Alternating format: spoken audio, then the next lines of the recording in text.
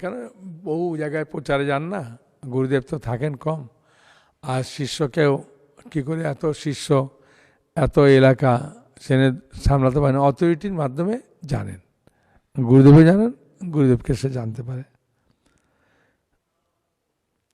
লোকনাথ কয়ে আজ্ঞা হইলে না হয় 1 বৎসর শাস্ত্র আজ্ঞা আছে এ নির্ণয়, শাস্ত্রে আছে 1 বছর পরে নির্ণয় করে তারপর দীক্ষা দেয়।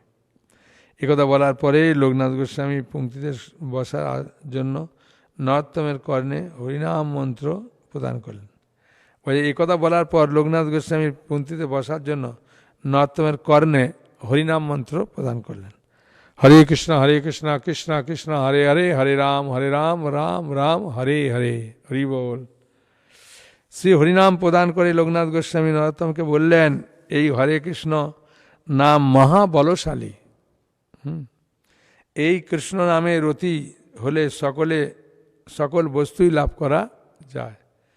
এই হরে কৃষ্ণ নাম লাভ করে নরোত্তম পঙ্ক্তিতে বসে প্রসাদ গ্রহণ করলেন, মানে একই পঙ্ক্তিতে লাইনে বসেছেন। এইভাবে নরোত্তমের হরে কৃষ্ণ নাম গ্রহণের পর 1 বৎসর অতিবাহিত হলো, তারপরে দীক্ষা দেবেন। হ্যাঁ, তাহলে 1 বছর দরকার আছে, হ্যাঁ তাই না? লোকনাথ গোস্বামী নরোত্তমকে কুটিরের অভ্যন্তরে নিয়ে গিয়ে গুরু নির্ণয় এবং শিষ্য নির্ণয় সম্পর্কে শাস্ত্রে যে আজ্ঞার কথা বলা হয়েছে তার সবিশেষ বর্ণনা করেন। লোকনাথ গোস্বামী দেখুন, মানে গুরু শিষ্যের সম্পর্কটা দেখুন, গুরুদেব দেখে শিষ্যকে সব কিছু নির্দেশ দিচ্ছে।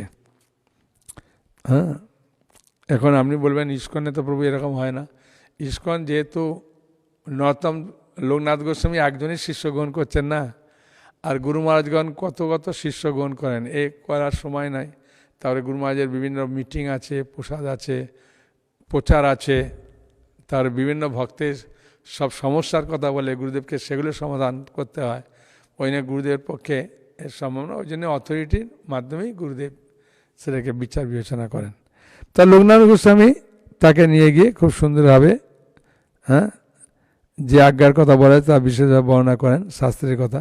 যিনি শাস্ত্রের মর্মবেত্তা তিনি এই বিষয়ে যথার্থই অবগত আছেন। শ্রীল লোকনাথ গোস্বামী নরোত্তমকে বলেন, লোকনাথ গোস্বামী নরোত্তমকে বলেন, জগৎ জীবের রক্ষার জন্য অতি শীঘ্রই হরিনাম প্রদান। ভালো করে বলছি, লোকনাথ গোস্বামী নরোত্তমকে বললেন জগৎ জীবের রক্ষার জন্য অতি শীঘ্রই হরিনাম প্রদান করা মহাপুর আজ্ঞা রয়েছে। হরিনাম করতে পারে যে কেউ তাড়াতাড়ি করে। বলছে দীক্ষার পুরশ্চর্যা বিধি অপেক্ষা না করে হরিনাম করতে আপনার দীক্ষার প্রয়োজন নেই, হরিনাম করতে পারেন, অসুবিধা নেই।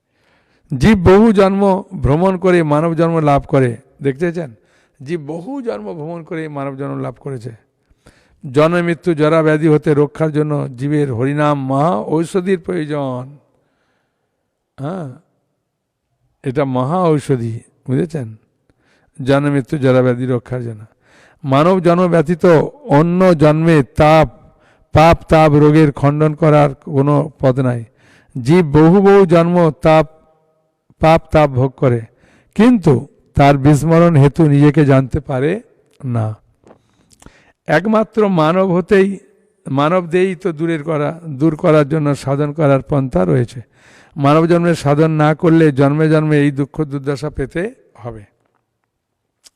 কৃষ্ণ ভক্ত রূপে এই রোগ দূর করে থাকেন।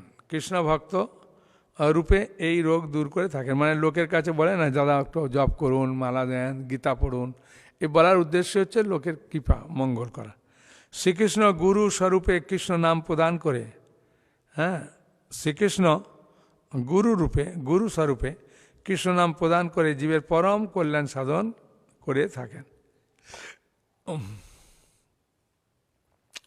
শ্রীকৃষ্ণই গুরু রূপ ধারণ করে, হ্যাঁ, ধারণ করে এই কৃপাগুলো করেন। কিন্তু যার যতটা উপলব্ধি তার ততটা কাজ হবে। শ্রীকৃষ্ণ গুরু স্বরূপে কৃষ্ণ নাম প্রদান করে জীবের পরম কল্যাণ সাধন করে থাকেন। গুরু শিষ্যের এই প্রসঙ্গে শাস্ত্রে প্রচারিত আছে। হ্যাঁ, গুরু কৃষ্ণ রূপ হন শাস্ত্র প্রমাণে। গুরু রূপে কৃষ্ণ কৃপা করেন ভক্তগণে, বুঝছেন? গুরু কৃষ্ণ রূপ হন, এটা শাস্ত্র প্রমাণে। এবং গুরু রূপে কৃষ্ণ কৃপা করেন ভক্তগণে। গুরু কৃষ্ণ রূপ ধারণ করে এই প্রচার করেন, এটা আমাদের জানা দরকার। হ্যাঁ, বুঝেছেন? তো সেই জন্যে এগুলো খুব সুন্দর জিনিস।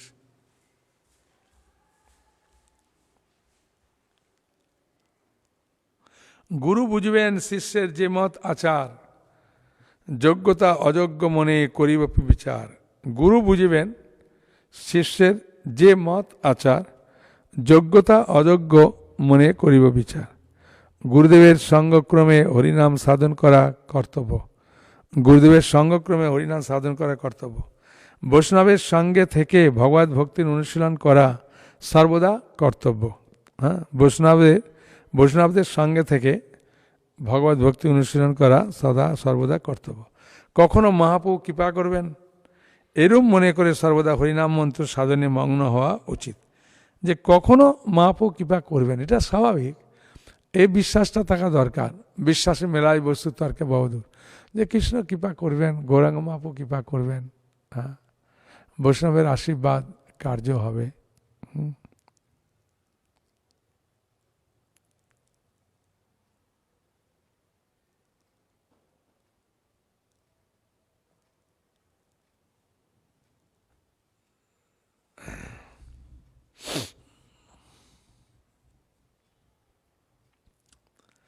তাই বলছেন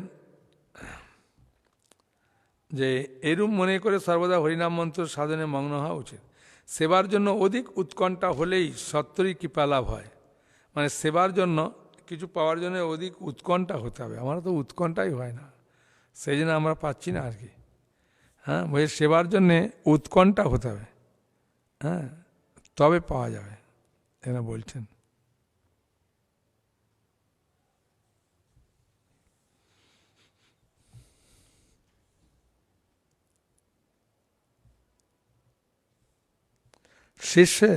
শিষ্য হরিনাম গ্রহণে অবহেলা করলে অযোগ্যতার জন্য কখনো গুরু কৃপা হবে না।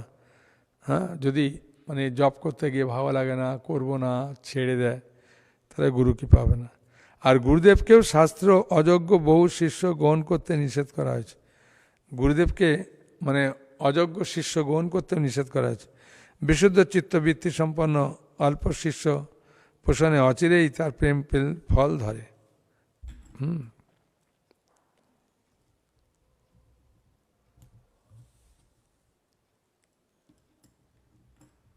শাস্ত্রে বলা হয়েছে 2-4 শিষ্য কইলে ধরে প্রেম ফল, বহু শিষ্য কইলে সব হয় তো বিফল। এখন যদি ইস্কনে যেভাবে সবাই দীক্ষা নিতে চাইছে, যদি 2-4 জনকে করে তাহলে তো ওরা তো অন্য জায়গায় পালাবে, তাই না? সেটাও চিন্তা করার দরকার আছে। সেই জন্যে ওই সময় তো একটা আলাদা পরিবেশ ছিল, ওই জন্য গুরুদেব এত দীক্ষা দেন, শিষ্য গ্রহণ করেন, প্রভুপাদও আদেশ করেছেন, প্রভুপাদের আদেশ পালন করেন। হ্যাঁ, সেই জন্যে অনেক কিছু কারণ আছে। এক কারণে বিচার করতে গেলে আমাদের অপরাধ হবে। হ্যাঁ, যে প্রভুপাদ যাকে যেমন দায়িত্ব দিয়েছেন ওনারা সেইভাবে গুরু আজ্ঞা পালন করছেন শুধু। তাই বলছেন নিরপরাধে কৃষ্ণনাম গ্রহণে অচিরের কালেই প্রেম ফল প্রাপ্তি হয়। এভাবে কৃষ্ণ নামে রতিজাত হলে সকল অভিলাষী সাধকের পুণ্য হয়। প্রাচীন শাস্ত্রের প্রমাণে শ্রী লোকনাথ গোস্বামী নরোত্তম দাসকে এ প্রকার বহু উপদেশ প্রদান করেন। প্রাচীন শাস্ত্র প্রমাণে লোকনাথ গোস্বামী নরোত্তমকে বহু উপদেশ প্রদান করেন। শিষ্য তো শিষ্যকে উপদেশ দিতে পারে, আর গুরু একমাত্র শিষ্যকে শাসন করতে পারে, অথরিটি করতে পারে, সবাই নয়। সেই জন্য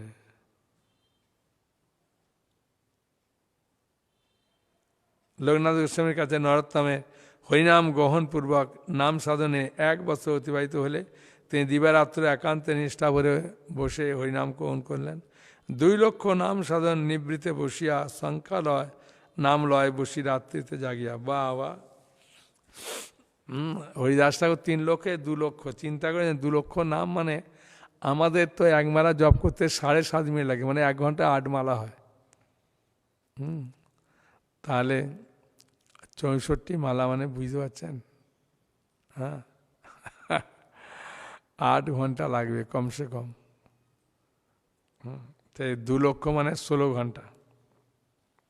ওনাদের একটু কম লাগে, কি লাগলেও 2 লক্ষ নাম বাবা, হ্যাঁ সেই জন্য বলছেন 2 লক্ষ নাম সাধন নিবৃতে বসিয়া শঙ্কা নাম লয় বসি রাত্রিতে জাগে। তারপর প্রভাতকালে এসে লোকনাথ গোস্বামী প্রণাম স্তবাদি করেন।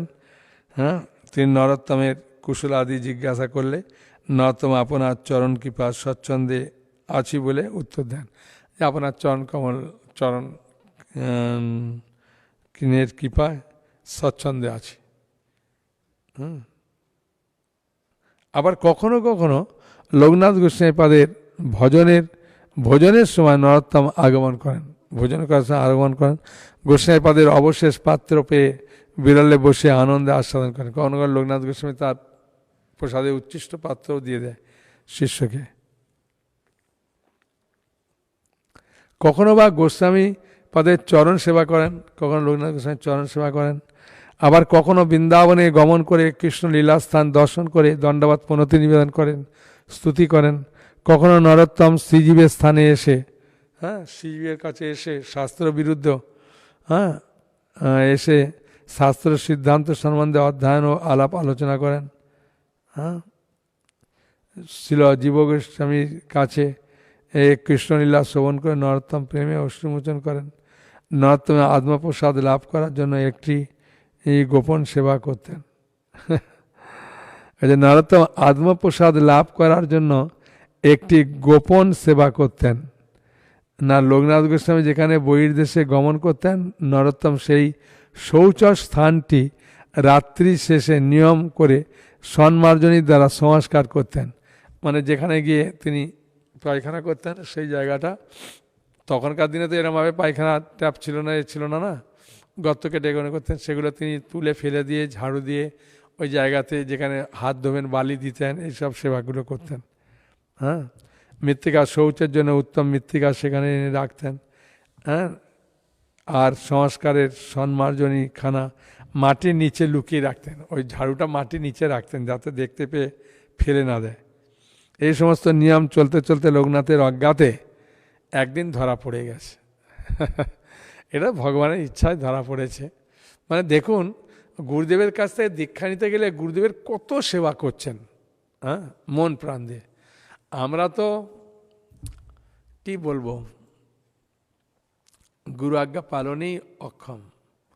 হ্যাঁ, তা একমাত্র মহাপ্রভু নিত্যানন্দপুর কৃপা হলে গুরু আজ্ঞার প্রতি এরমভাবে নিষ্ঠা আসে।